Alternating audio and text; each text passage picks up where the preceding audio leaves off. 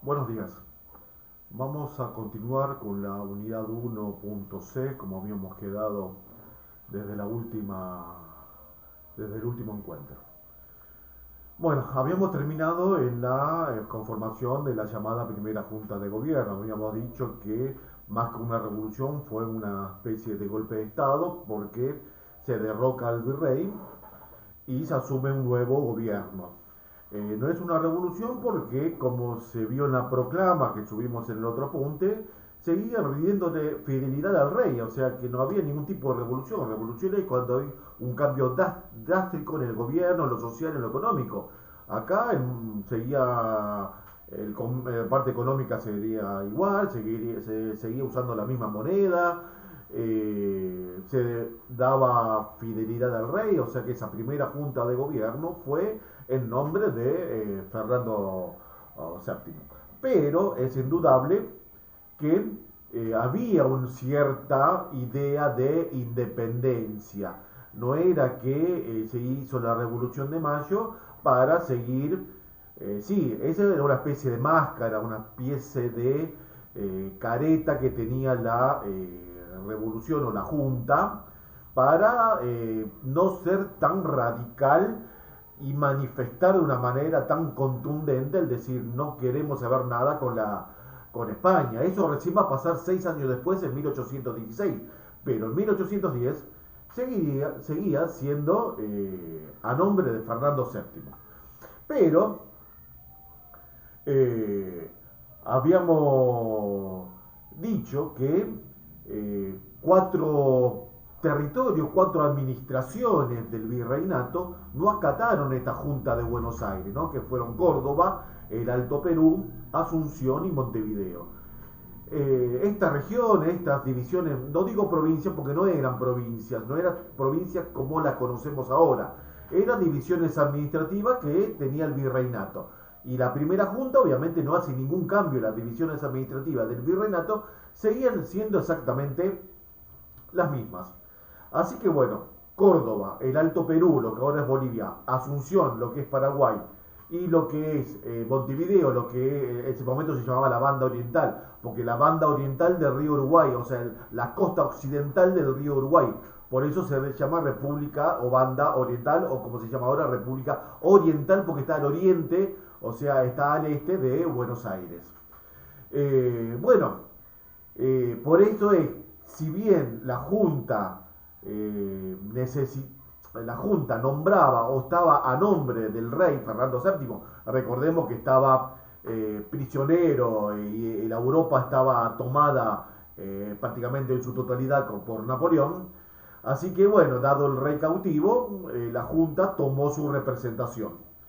Pero, por eso se dice, ¿no? O sea, si bien nombraba a Fernando VII, pero hizo campañas militares, la primera junta, contra las mismas tropas del rey. O sea que era una especie de, no, yo estoy convencido que era una guerra civil, porque eran tropas de Buenos Aires que actuaban en nombre de Fernando VII contra tropas del mismo rey, por ejemplo la de Alto Perú, la de Uruguay, que también obviamente actuaban en el nombre de Fernando VII. O sea, teníamos dos ejércitos que se estaban enfrentando a nombre del mismo rey. Pareciera que es ilógico. Y sí, uno normalmente tiene la idea cuando dos estados, hay una guerra, dos estados se enfrentan, dos estados distintos, dos entidades políticas distintas. Bueno, acá era la misma.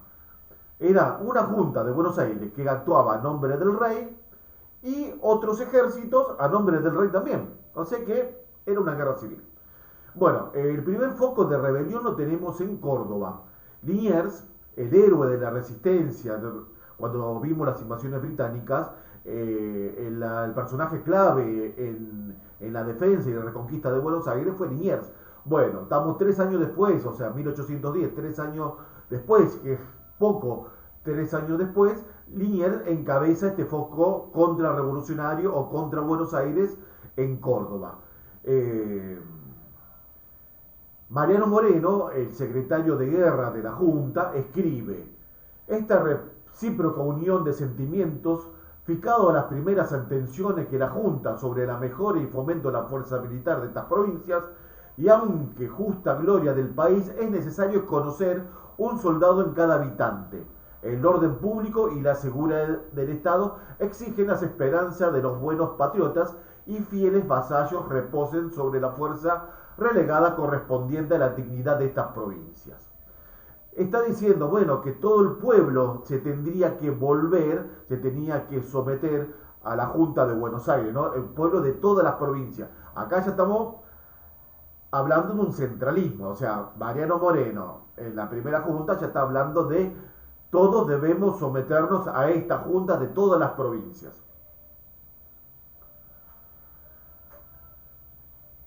A este fin ha acordado la Junta las siguientes medidas en cuya pronta y puntual observancia interesa a su respecto y todo vuestro celo. O sea que las medidas que se tienen que tomar a rajatabla, sí o sí. No hay motivo de cuestionar esas órdenes de la Junta.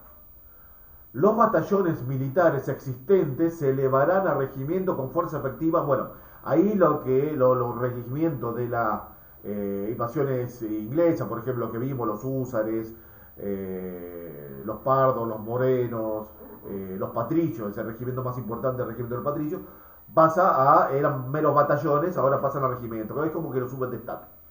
Queda publicada de esta día una rigurosa leva. Leva es un reclutamiento forzoso. Habla muy bien el Martín Fierro. Cuando se eleva, cuando hablan de la leva, es, digamos, a los, como ellos, vagos y mal entretenidos. O sea, personas que no tenían ni oficio ni ocupación, bueno, eran reclutados de manera obligatoria al ejército. Como lo dice acá, queda publicada desde este día una rigurosa leva en que serán comprendidos todos los vagos y hombres sin ocupación, desde los 18 hasta los 40 años. De 18 a 40 años. Volverán al servicio activo todos los rebajados actualmente que estuvieron ejerciendo algún arte o servicio público. O sea, había de alguna manera engrosar el ejército. Los vagos, los mal entretenidos, los hombres sin ocupación y sin profesión entre 18 y 40 años eran obligatorios para integrar el ejército. Bueno, el primer foco de resistencia y más cercano lo tenemos en Córdoba, como habíamos dicho, con Santiago de Liniers. Se crea el Ejército del Norte al mando de Ortiz de Ocampo. Estos ejércitos, primitivos ejércitos, las armas que tenían eran las que habían quedado heredado del ejército español, la poca guarnición militar que había en Buenos Aires, y de las armas capturadas 3 años antes en las invasiones británicas. Así que, bueno, con esas armas se había formado el ejército. La primera, tenemos estas campañas, que ya hablamos de campañas de la independencia, pero en ese momento no era tantas campañas de la independencia, sino era someter a las provincias del interior a la Junta porteña. Ese era el objetivo. Que después, bueno, la historiografía y después, obviamente, ya mirando hoy a 200 años atrás, o más de 200 años, obviamente consideramos que eso fueron guerras de la independencia porque el objetivo fue liberar, o sea, hoy el resultado que tuvieron fue liberar el país, pero en ese momento era someter la autoridad de la Junta porteña a las provincias del interior. Bueno, tenemos las campañas militares y esto me interesa que ustedes lo tengan bien claro. Buenos Aires, en el primer momento, desde el 25 de mayo de 1810, imparte campañas militares. Concretamente son 3 campañas militares para, de alguna manera, someter o sofocar estos focos de rebelión que había. Córdoba, el Alto Perú, Paraguay y Montevideo. Son los 4 focos de resistencia que la Junta tuvo que enfrentar. La primera campaña fue la campaña, como se llamó, campaña auxiliadora del norte, más conocido como el Ejército del Norte. El objetivo era someter a las ciudades del Alto Perú. Ahí tenemos La Paz, Chuquisaca, Cochabamba, Potosí. Potosí era sumamente importante porque era la fuente del mineral de plata. Ahí estaba la mayor cantidad de minas de plata. Así que todo el metal precioso, o sea, la plata, salía de Potosí. Así que Potosí era un lugar geoestratégicamente muy importante porque ahí surgía el dinero de lo que la Junta o lo que el virreinato tenía y la Junta de Buenos Aires como heredera del virreinato obviamente necesitaba conquistar esos lugares que en ese momento seguían obviamente en mano de los españoles todavía. Bueno, en su avance por el Camino Real, lo que hoy sería la Ruta 9, la Ruta Panamericana, el ejército del norte llega hasta Córdoba, lo someten a Liniers, que estaba encabezando el foco contrarrevolucionario, y bueno, Liniers, el héroe de la resistencia, de la invasión empresarial, termina fusilado. O sea, las paradojas de la historia argentina, ¿no? El mismo Cabildo que 3 años antes lo habían, recuerda cuando hablamos de la invasión británica, que el Cabildo se tomó la atribución de nombrar un virrey, que lo nombró a Liniers. El Cabildo, cuando lo nombra en 1807 a Liniers la máxima autoridad del virreinato, 3 años después el mismo Cabildo, obviamente conformado por otras personas, ¿no? Pero ese Cabildo es que ordena su fusilamiento. O sea, 3 años antes lo nombran la máxima autoridad del Río de la Plata y 3 años después el mismo Cabildo ordena su fusilamiento por no acatarse o por no someterse al Cabildo o a la Junta de Buenos Aires. Bueno, sigue su... bueno, antes de esto tenemos que quede claro, o sea, lo que pretendo yo que quede claro a ustedes es que hubo 4 campañas del Ejército del Norte, 4 campañas al Alto Perú, o sea, 4 expediciones militares para conquistar el Alto Perú. Bueno, esta fue la primera.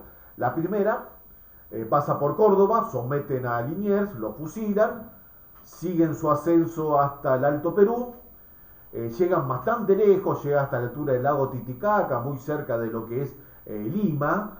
Ya imagínense un ejército saliendo de acá de Buenos Aires, llegando casi, atravesando todo lo que es el actual territorio boliviano, casi llegando a la frontera del actual Perú, en el lago Titicaca. Ahí se produce la batalla de Huaki. Es una derrota patriota y se tienen que retirar hasta Jujuy. Bueno, la segunda expedición, esta quizá la más famosa porque su jefe fue el general Manuel Belgrano. Esta quizás la campaña al Alto Perú más famosa. De las 4, esta es la segunda, que está a cargo Belgrano. Bueno, Belgrano obviamente también tiene órdenes de llegar hasta el Alto Perú, hasta Lima. El objetivo era llegar a Lima, que era la capital del virreinato del Perú, la fortaleza, el bastión realista. O sea, para liberar a todo lo que era el territorio argentino, había que sí o sí llegar a Lima, que ahí estaban, se hacían fuertes los realistas, los españoles. Bueno, asume Belgrano el ejército del norte y en este momento, después de la batalla de Huaki de la primera expedición, el ejército del norte se retira hasta Jujuy. O sea, avanzó la primera expedición hasta el lago Titicaca, se produce la batalla de Huaki, son derrotados y bajan hacia Jujuy. Cuando Belgrano se hace cargo del ejército del norte, lo hace en Jujuy. Bueno, al estar en Jujuy, recibe la orden del triunvirato. En ese momento, bueno, después más adelante vamos a ver los sistemas de gobierno que se sucedieron en la primera junta. Ya estamos en 1812, principio, mitad de 1812. Se encuentra Belgrano en Jujuy, con el ejército derrotado desde Huaki. Belgrano logra armar el ejército, logra disciplinarlo, logra formarlo, recibe peltrecho, lo que es armas, municiones, pero la orden del triunvirato era retirarse hacia Córdoba, o sea, tenía que seguir bajando hacia Córdoba. Obviamente que esta es una decisión política netamente centralista. ¿Por qué? Porque Buenos Aires se veía amenazada, porque en Montevideo, recordemos que en la otra orilla del Río de la Plata todavía estaban los realistas. Y estaban, si bien Montevideo, que vamos a ver ahora la campaña de Montevideo, estaba sitiada por las tropas patriotas, pero el Río de la Plata estaba bloqueado por las naves realistas que salían de Montevideo.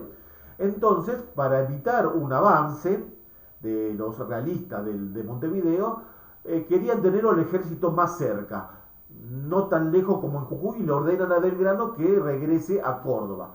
Obviamente ya causó descontento esto. Todo lo que se había ganado desde Córdoba hacia Jujuy se estaba perdiendo sin pelear. O sea, al retirarse la tropa le estaba dejando todo a merced de los realistas. Lo que hace Belgrano es lo que se conoce como el éxodo jujeño, que se retiran hacia Córdoba. Pero todo el pueblo, no solamente el ejército, sino que todo el pueblo jujeño se retira hacia Córdoba. Eso es lo que se llama con el éxodo jujeño. Llegando a Tucumán, o sea, pasan por, vienen bajando, llegan a Tucumán y ahí es como que Belgrano desobedece al gobierno. Belgrano, un tipo muy obediente, muy correcto, pero dada la circunstancia, él desobedece al triunvirato. Porque la orden del triunvirato era replegarse, retirarse hacia Córdoba y no presentar batalla bajo ningún concepto. ¿Qué hace Belgrano? Cuando llega a Tucumán, retrocediendo, el mismo cabildo de Tucumán le pide que si se puede quedar, porque obviamente los realistas, al ejército patriota retroceder, obviamente los realistas avanzaban. Así que bueno, presenta batalla, desobedeciendo al gobierno, presenta batalla en Tucumán. Presenta batalla en Tucumán, gana la victoria de Tucumán, las dos grandes batallas de Belgrano. Después continúa, ahí revierte el frente, ya Belgrano deja de retroceder. En Tucumán frena a los realistas y sigue subiendo de vuelta hasta Salta. En Salta se produce la nueva batalla de Salta, otra derrota total del ejército realista. Un triunfo increíble para Belgrano.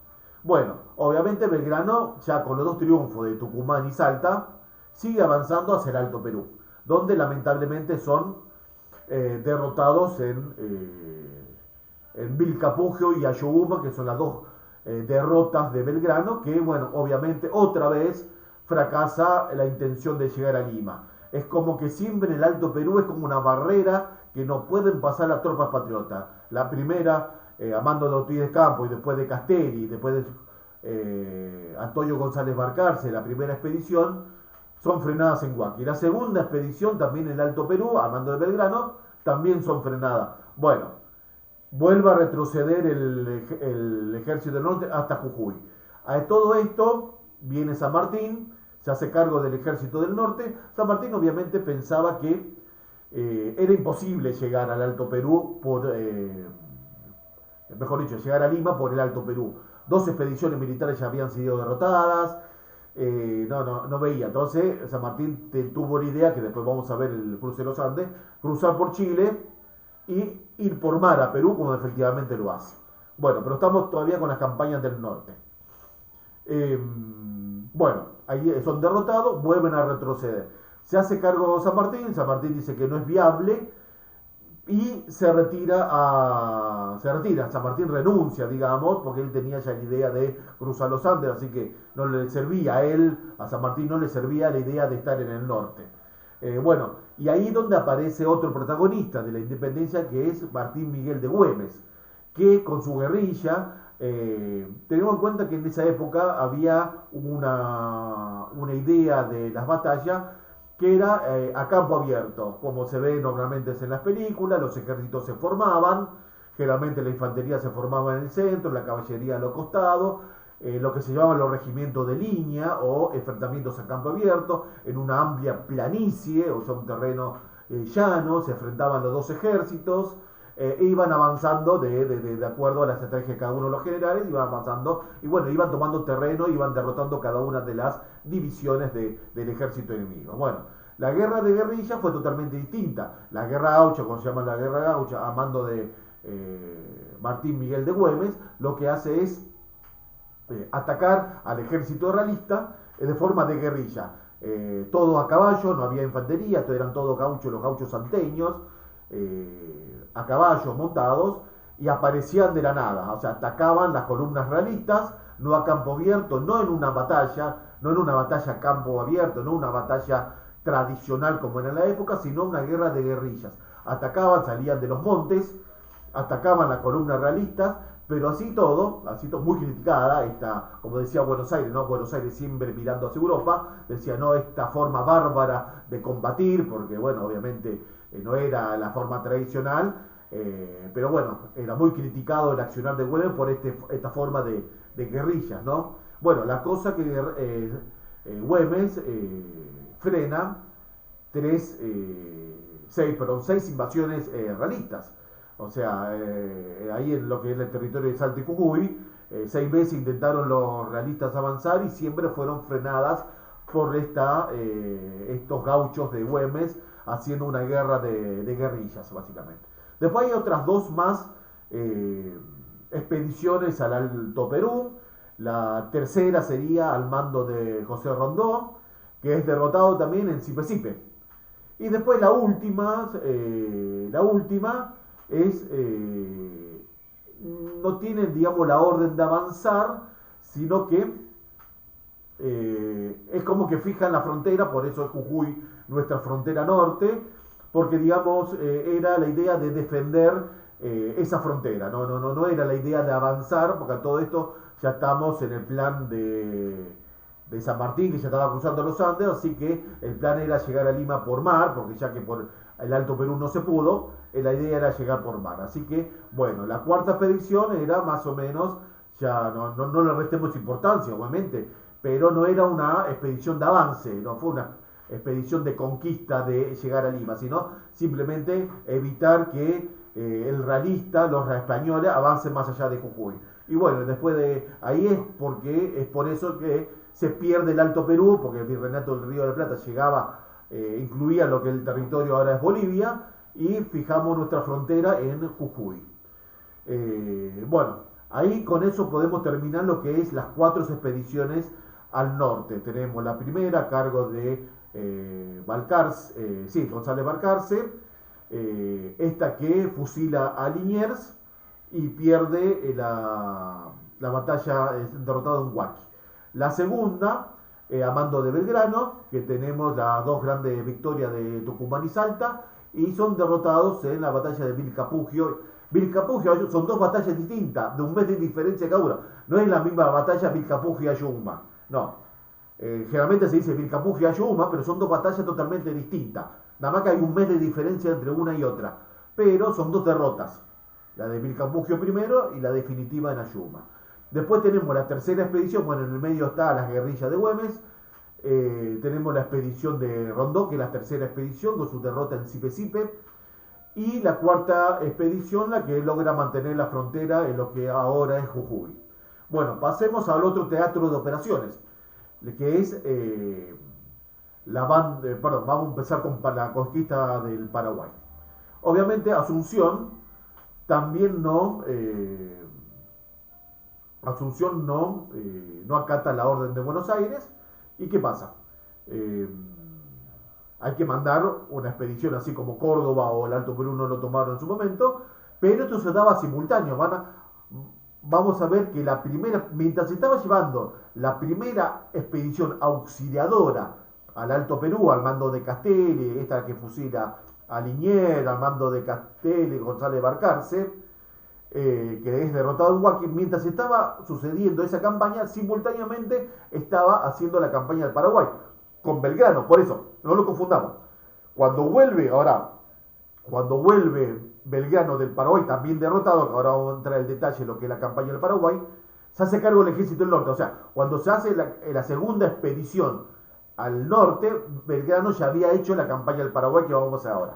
Bueno, en 1810, el mismo 810, Asunción no acata lo que es la Junta de Buenos Aires y lo manda a Belgrano a que vaya a someter al Paraguay.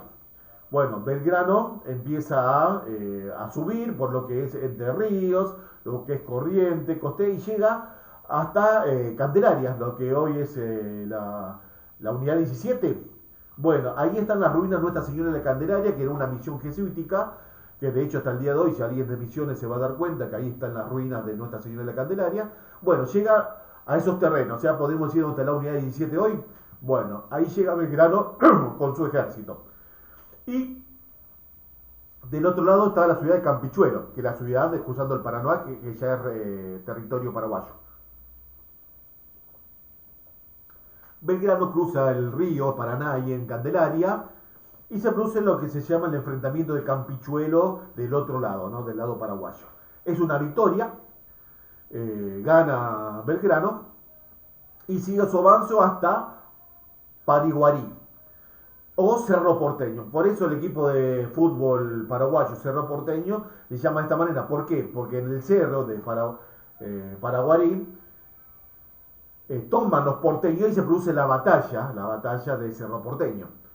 Entonces por eso se toma el nombre paraguayo de este equipo de fútbol.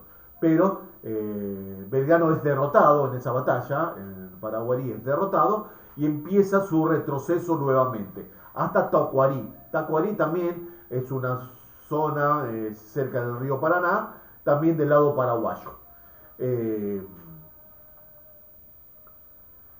Y ahí se produce lo que es la derrota de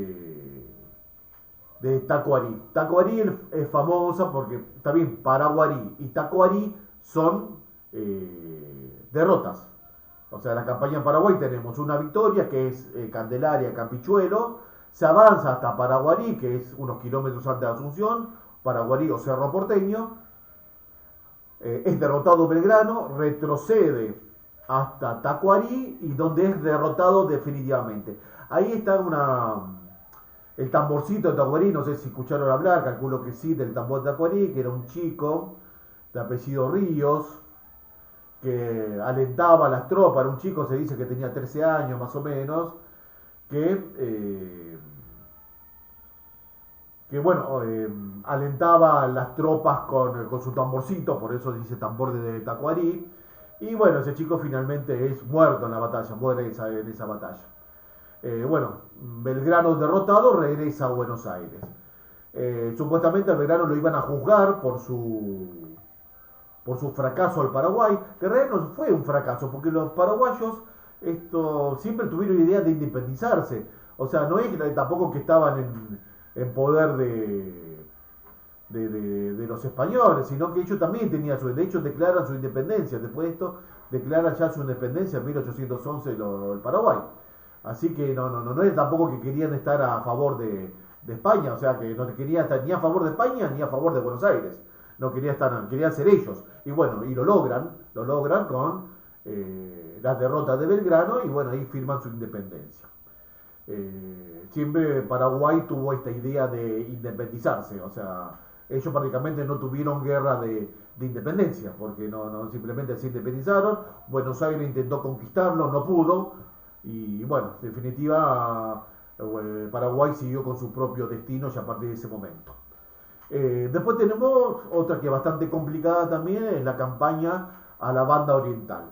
La Banda Oriental es lo que ahora es territorio del Paraguay, con influencia en las provincias de la Mesopotamia nuestra, Entre Ríos, Corrientes, básicamente porque Misiones siempre estuvo influenciada más con Asunción que con Montevideo, pero lo que es Corrientes y Entre Ríos sí estuvo muy vinculada a lo que es Montevideo. Bueno, Montevideo, como habíamos visto también en bolillas anteriores, estaba muy amenazada siempre por los portugueses, por eso si alguien tiene la suerte de conocer Montevideo o Colonia, se darán cuenta que son ciudades amuralladas, tienen murallas, todavía algunas murallas se conservan, cosa que Buenos Aires no era una ciudad amurallada como vimos en las invasiones inglesas. Entonces era más difícil conquistar la ciudad de Montevideo porque ella tenía muros de prácticamente 11 metros de alto y obviamente no era para cualquier ejército, teniendo en cuenta nuestras ciudades, digamos que básicamente la muralla es básicamente algo de Europa, las ciudades amuralladas. Pero bueno, una de las pocas ciudades amuralladas de Latinoamérica es Montevideo y Colonia, son estas dos. Obviamente no era fácil tomarla, por eso se produce un sitio. Mandan la primera expedición la primera junta manda la primera expedición a Montevideo y se produce lo que es el combate de las piedras. ¿Por qué? Porque Montevideo siguió en manos realistas y el 18 de mayo, o sea, a casi un año de la Revolución de Mayo, la Revolución fue en mayo de 1810, en mayo, el 18 concretamente de 1811, se produce el combate de las piedras, que este combate fue llevado a cabo más o menos cerca de Montevideo, pero ese combate fue decisivo, quizás no lo tenemos nosotros en cuenta como la historia argentina, pero también fue en territorio uruguayo, pero esas tropas que salían de Montevideo iban a Buenos Aires, venían para acá, para sofocar la rebelión de Buenos Aires. Pero ¿qué hacen? En el combate de las piedras, mandado por Artigas, que era el caudillo de la banda oriental, o de lo que hoy es Uruguay, los derrota. O sea, gracias a esa batalla de las piedras, Buenos Aires no cae. Porque si los realistas de Montevideo seguían avanzando, es obvio que no. Es obvio que iba a caer la Junta. Así que bueno, se produce el sitio en Montevideo. A todo esto aprovecha la situación de Portugal para invadir. El triunvirato que estaba en ese momento en el gobierno eh, pacta con Delío. Delío era el virrey del Río de la Plata, pero con efecto solamente en la banda oriental. Dice, bueno, yo me retiro las tropas, eh, porque estaba invadiendo los portugueses y, digamos, Buenos Aires no se podía enfrentar a dos enemigos. Por un lado tenía la banda oriental, que estaba sitiada por el ejército patriota, y por el otro lado lo teníamos en la invasión portuguesa que venía desde Brasil. Así que el triunvirato, o sea, las tropas de Buenos Aires hacen una retirada para decir, bueno, es como que hace un acuerdo con los españoles diciendo, bueno, yo no te molesto, pero yo me retiro, pero hace que porque en realidad los portugueses bajo pretexto venían a auxiliarlos a los españoles, ¿no? Venían, como eran dos países europeos y como habíamos visto más adelante, eran parientes. O sea, Carlota, la infanta Carlota era hermana de Fernando VII, del rey. O sea que las tropas portuguesas venían a auxilio de las tropas de su hermano, sería, ¿no? Entonces, bueno, Buenos Aires se retira diciendo, bueno, yo te dejo gobernar Montevideo, le dice a los españoles, pero decirle a los portugueses que se vayan. Bueno, ahí ya medio que hay un descontento porque Artigas no estaba de acuerdo con la política de Buenos Aires, ahí ya empiezan los primeros roces. Bueno, después empieza el segundo sitio de cuando los portugueses no se retiran, no cumplen la parte del trato, entonces vuelven a hacer el segundo sitio de Montevideo ya en 1812. A todo esto, la población de Montevideo tenía el apostadero, Montevideo tenía el apostadero naval español que atacaba las costas del Paraná y saqueaba. Ahí se produce lo que es la batalla de San Lorenzo. A todo esto San Martín llega en 1812, forma el regimiento de Granado a caballo y en febrero, el 3 de febrero de 1813, se produce el combate de San Lorenzo. Ahí los realistas son derrotados y dejan de saquear lo que son las costas del Paraná, porque al estar sitiado Montevideo, solamente las provisiones llegaban por mar. Así que bueno, Montevideo deja de saquear y termina cayendo. En 1815 Montevideo cae porque ya no podían saquear el Paraná, el segundo sitio de Montevideo estaba cada vez más cerrado, así que bueno, Montevideo se termina cayendo y entra en manos realistas. Termina cayendo en manos de Buenos Aires. Buenos Aires nombra un gobernador, o sea, la idea de Artigas, que era el referente, el caudillo de la banda oriental, quería que él sea el gobernador de Montevideo, de la banda oriental, cosa que Buenos Aires no le hace caso y nombra a Manuel de Zarratea. Obviamente el descontento de Artigas hace que se produzca la primera batalla por la guerra civil, que ya en 1815, que fue la batalla del Espinillo, una batalla entre Artigas, la banda oriental, y el gobierno de Buenos Aires. Ahí ya tenemos la primera, en plena guerra, ¿cómo son las cosas, no? En plena guerra de la independencia, todavía estamos peleando con los realistas, y se produce el primer combate entre la banda oriental y Buenos Aires, que fue el combate del Espinillo, que es considerado el primer ataque o la primera batalla de la guerra civil entre Buenos Aires y el interior.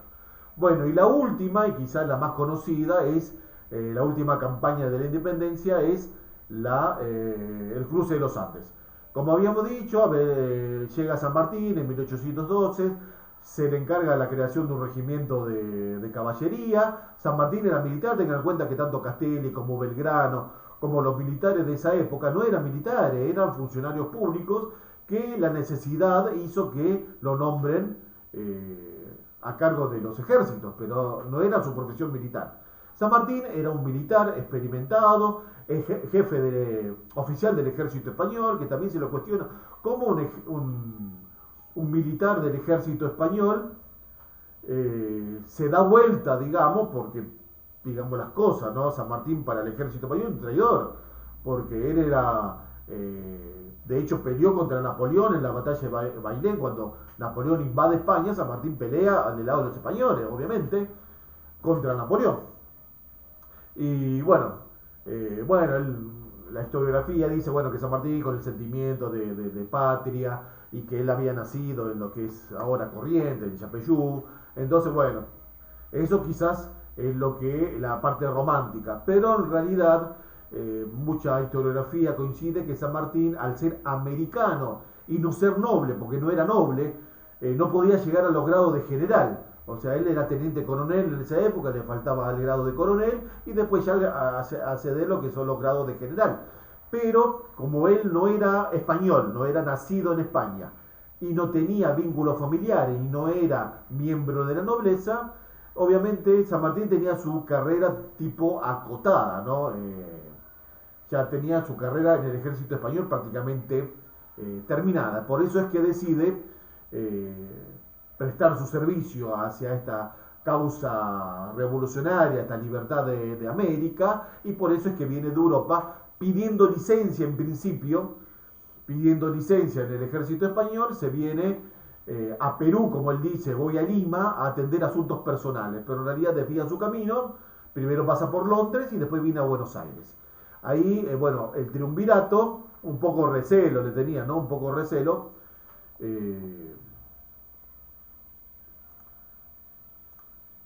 por ser español, obviamente, tenía un acento andaluz, un acento español, hablaba como español, obviamente, si a los 5 años se fue de acá, él tuvo acá hasta los 5 años, él nació en Yapeyú porque su padre era el gobernador, o sea, es como si fuera que están de pase y nació ahí porque el padre estaba trabajando ahí, porque si no hubiese nacido en España. Pero la cosa es que San Martín, porque de hecho los otros hermanos de San Martín son españoles, que también eran militares del ejército español, pero no hay constancia que se hayan enfrentado, porque uno de los hermanos que era militar, estaba destinado a la Filipinas, que era otra colonia española, así que no hay constancia de que San Martín se haya enfrentado a alguno de sus hermanos que estaba peleando en el ejército español. Le encarga la creación del regimiento de granaderos a caballo, lo crea, uno con lo más avanzado de las tecnologías militares de la época. Se le recibe su primera orden, como habíamos dicho, en la batalla de San Lorenzo, donde los realistas que salían de Montevideo invadían el Paraná y saqueaban todas las poblaciones costeras. San Lorenzo, no sé si también conoce, que queda acá cerca de Rosario, algunos kilómetros, 20 kilómetros más o menos para el norte. Los realistas invadían y saqueaban la zona, ¿no? Para afrontar el sitio de Montevideo. La cosa que en un desembarco en San Lorenzo, San Martín los agarra por sorpresa y ahí los derrota. Entonces los españoles, digamos, y los granaderos quedan con una especie de guardianes de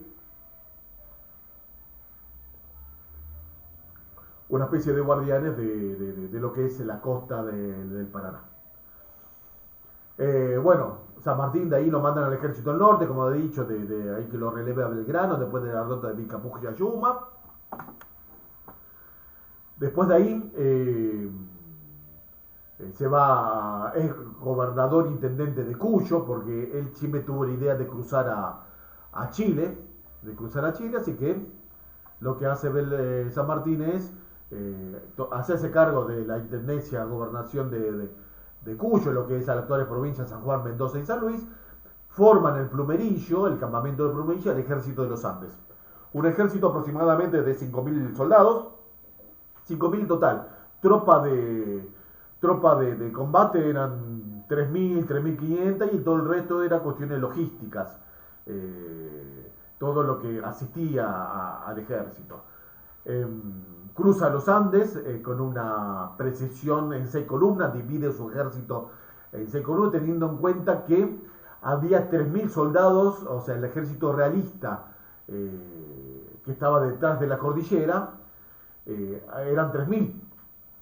Obviamente San Martín sabía que no podía enfrentar a 3.000 soldados después de haber cruzado los Andes. Entonces, ¿qué hace? Divide el ejército de los Andes en 6 columnas, desde San Juan hasta Mendoza.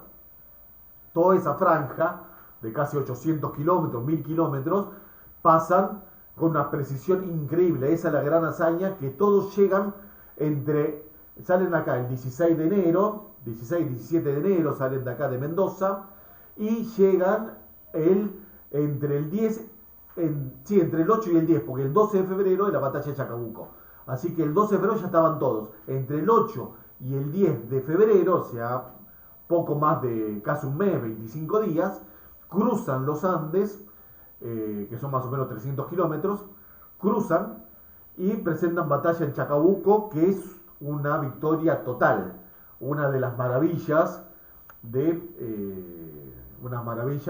hasta el día de hoy en las academias militares se estudia la estrategia de la batalla de Chacabuco como ejemplo de una gran batalla que en menos de un mes, o sea, a 2 días de haber terminado el cruce de los Andes, presentan batalla a una fracción de 1.800. O sea, en batalla de Chacabuco participaron los 2.500, 3.000 del ejército, perdón, tal gato, del ejército libertador, contra 1.800 contra 1.800 del ejército realista. Bueno, sigue su avance hasta Santiago de Chile, ya en Chile, y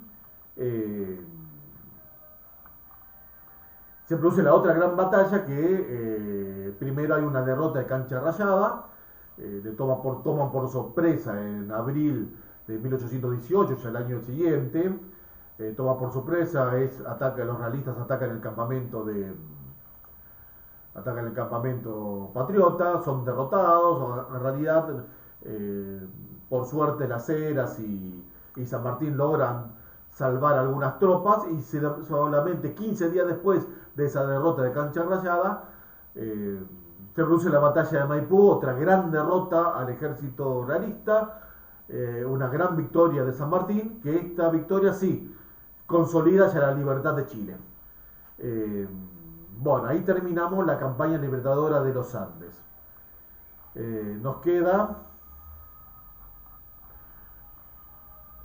vamos a hacerlo también esto en 2 partes, ahora para terminar este video, la creación de la bandera.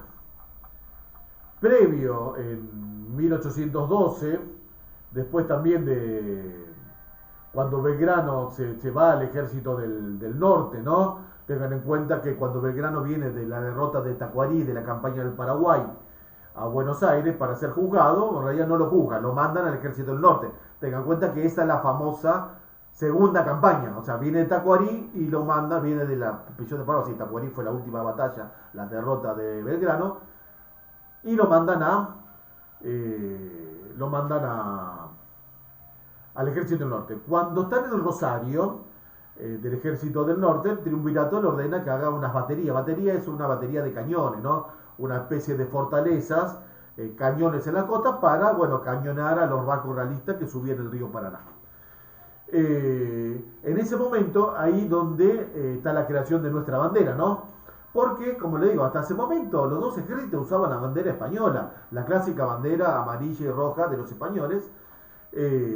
Usaban, o sea, era como yo sigo sosteniendo, era una guerra civil, porque muchos de esos soldados realistas eran americanos, nada más que peleaban para el bando realista, pero eran americanos, había gente porteña, gente de las Provincias Unidas, nada más que en vez de pelear por Buenos Aires, peleaban por el virreinato, el antiguo virreinato, que ya, si bien el gobierno ya había caído, pero eran las tropas del rey, como habíamos dicho al principio, eran tropas del rey contra tropas del rey. Los dos ejércitos usaban la misma bandera. Belgrano, obviamente, con la idea de siempre tener una independencia, porque Belgrano era, la idea era tener, declarar la independencia, ser independiente, no estar a nombre de Fernando VII, crea una nueva bandera. Y ahí la crea celeste y blanca, ¿no? Como dice, y la iza en la costa del Paraná, en Rosario, donde ahora está el monumento a la bandera. ¿Por qué el romanticismo de la primaria nos dice que sí, se inspiró en los colores del cielo? Pero eso no es así, ¿no? No es muy romántico, muy lindo, muy poético, pero no es así. Justamente en el apunte, si ustedes ven en la página 86, hay dos fotos de dos monarcas, Carlos IV y Fernando VII, que son padre e hijo. Son los dos de la casa Borbón. Si ustedes miran la franja que tienen en el pecho estos dos monarcas, estos dos reyes, van a ver que tiene una bandera, una franja, una banda similar a la Argentina. ¿Por qué? Porque los colores celeste y blanco son los colores de la casa de Borbón. La casa de Borbón, la actual casa española, hasta el día de hoy el rey Felipe VI, es Felipe de Borbón. En los colores de la casa real es celeste y blanco. Por eso es que Belgrano adopta, o sea, es ambiguo lo que sí. Belgrano dice, estoy haciendo una bandera nueva, pero con los colores no de España, sino con los colores de la familia del rey, que es la familia Borbón. Entonces, de alguna manera, se tiene todavía ese temor de independizarse. Estamos en 1812, faltan todavía 4 años para la independencia en 1816. O sea que en esa época pasaron ya 2 años de la Revolución de Mayo y faltan 4 para la independencia. Así que se tenía cierto resquemor, era como que querían soltarse la mano, pero todavía no querían. Entonces Belgrano hace una bandera distinta, hace esta bandera celeste y blanca, la que tenemos hoy, pero no por crear una nueva nación, o sí, si bien la idea ya estaba más o menos la idea de hacer una nueva nación, pero en realidad la hace con los colores de la familia del monarca. Así que de alguna manera era un justificativo. Si se daba a dar vuelta, digamos, si Fernando VII volvía al trono, como definitivamente después vuelve en el 14, Fernando vuelve al trono, o sea, Napoleón derrotado, y vuelve al trono, entonces se la ven en figurita, como quien dice, estamos haciendo a nombre de Fernando VII, pero Fernando VII si vuelve, tenemos que todo, si el legítimo rey está volviendo, obviamente mi junta, que es a nombre de Fernando VII, no tiene sentido. Entonces por eso Belgrano de alguna manera pensó esto. Me diferencio de la España, de la bandera española, pero de última, si se da vuelta la torta, digo, bueno, yo hice una bandera con tus colores, así que no te la agarres tanto conmigo. La idea más o menos fue esa. Me quiero independizar, me quiero separar, pero no tanto. Así que bueno, terminamos esta parte del video. Nos queda la segunda parte con lo que es la declaración de la independencia y el comienzo y la caída del gobierno central de Buenos Aires. Así que bueno, lo veremos en el próximo video. Hasta luego.